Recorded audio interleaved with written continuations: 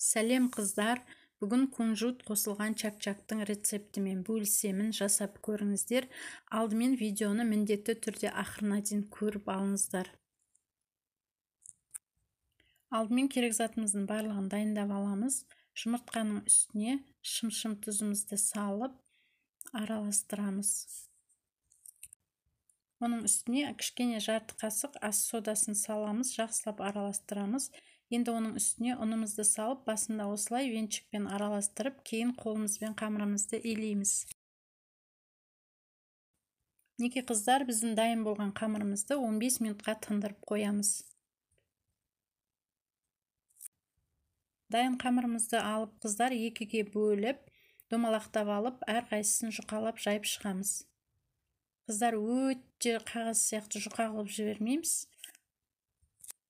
Неке қыздар, осылай ұн сеуе отырып, қамырымызды жайып аламыз.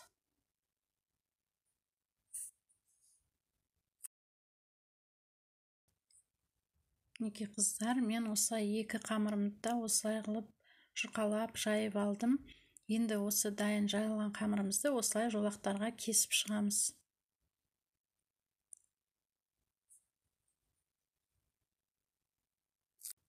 Неке қыздар, енді осы жолақтарымызды бір-біріне қосып алып, осылай жаңағы лапша кескен сияқты қылып, барлығын осылай кесіп аламыз.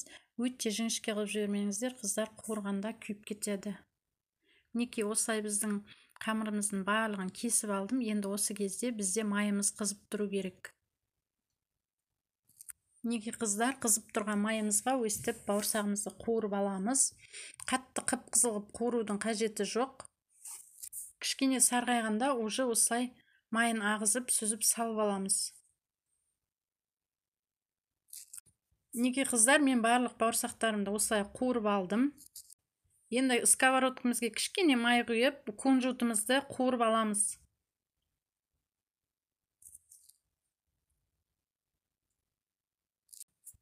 Неке қыздар, кунжутымыз қуырылып жатыр. Енді осы кунжутты ысылай бауырсағымыздың үстіне салып араластырып жібереміз. Мінекей, мен бауырсақтың үстіне ысылай салдым. Енді осыны жақсылап араластырып жібереміз. Бауырсақтың барлық жеріне араласып, кунжут ішінде кету керек. Енді сиропымызды дайындаймыз. Осындай ыдысымызға су құйып, үстіне қант салып, балымызды салып, жақсылап араластырамыз.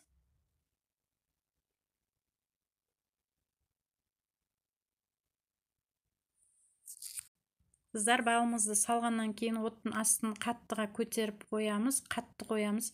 Қатты қайнаған кезінде отымыздың астын, мінеке қыздар, менің балым уже қайнады, сиропым. Енді оттың астын пәсейтіп 5 минут қайнатамыз.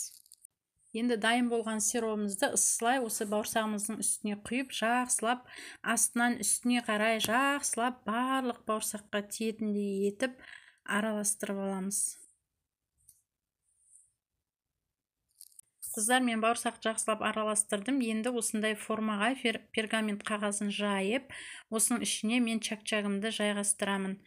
Сіздерде форма болмаса, кез келген ыдысқа салып, осылай жайғастырсаңыздар болады.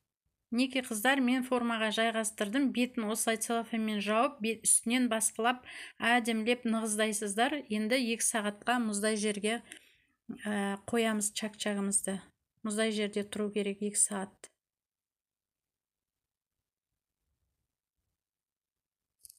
Неке қыздар, біздің чак-чагымыз дайын. Өте дәмді, жасап көріңіздер.